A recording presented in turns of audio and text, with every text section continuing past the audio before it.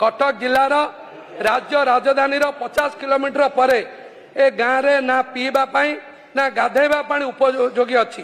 एवं जो प्रोजेक्ट एमाने नहीं टाइम पीरियड सरला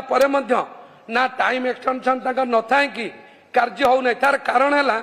एमाने जे ठिकादार नहीं से प्रति पंचायत रे जड़े लेखा पाइप पका ठिकादार सृष्टि करछंती जे मेन पाइप रु सब पाइपलाइन टा 4 इंच 5 इंच उच्च हो जाउछि कार तालमेल रहउनी जड़े मेन पाइपलाइन गोटा ठिकादार पकाउछि जे ब्रांच पाइपलाइन पकाउछि से ताटू उच्च रे पकाउछि। तृतीय कथा ना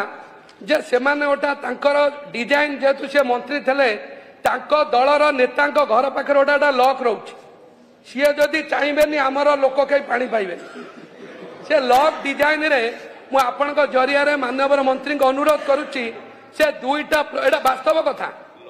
लॉक रोटा मेन पाइप रु लॉक रहउची ताको सरपंच घर पाखरे सीए जदि जो घंटा पानी चलुची सी लॉक देले से रहिला विशेष करी जेतु आमर सरपंच संख्या कम